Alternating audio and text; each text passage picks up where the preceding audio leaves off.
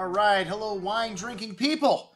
It's well, it's just August someday, I don't know. I'm up in Washington State, but through the magic of television, I am still here talking to you and trying to sell you some of the world's greatest wines. Domaine de Chevalier, the subject of our email today, one of my favorite properties from Pessac-Léognan. And, you know, I would tell people if you want to collect wine, Bordeaux is probably by far the greatest thing in terms of return for your investment. But this is a wine that you don't buy to resell. This is a wine that doesn't do incredibly well, you know, after you've purchased it in terms of doubling, tripling in value. Why would you buy this wine? Because this is a great wine to drink, one of the great properties of Pessac, which, you know, most people that know Bordeaux know that there was only one property that was classified in 1855, Chateau Aubrion, and there wasn't a lot of properties back in those days in Pessac, just like Saint-Emilion and Pomerol, which was never classified, one of the greatest wines in all of Bordeaux resides there, Chateau Petrus. Well, there weren't many great wines being made over there also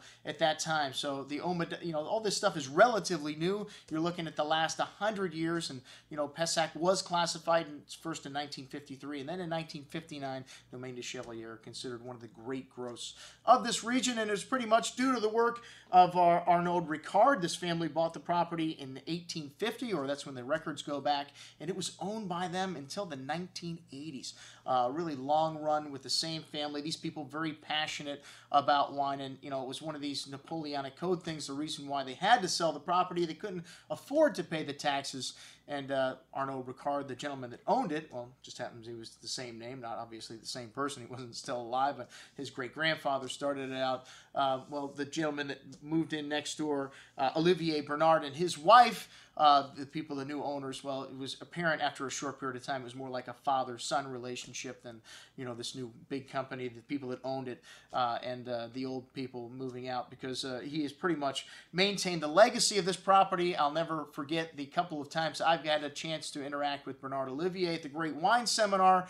Very classy man, and his wines always show, you know, the pedigree of this property and the people behind it. And what is the ultimate gratifying thing when you have an off vintage of a great wine? 1981, the white and red, which people were looking at the sheet last time he came in a couple years ago and going, why is he showing the 81? Because 1982 was a great vintage. Well, you know, anyone can make great wine in a great vintage. 1981 was not considered a great vintage, and both his white and his red still drinking beautifully today. This 2003 that we have on this offer, well, it's cheaper than the 2008, which we also have on here. I figured we should at least put one other vintage on this offer that is a current release. And 2008, you know, Parker raving about it, one of the sleepers of the vintage, but I can tell you 2003, for me, a better vintage overall. Really hot year, somewhat atypical for Bordeaux, but this 2003 drinking at or near its peak right now, even though judging by the 81 that we had, you could probably keep this wine for another 20 years.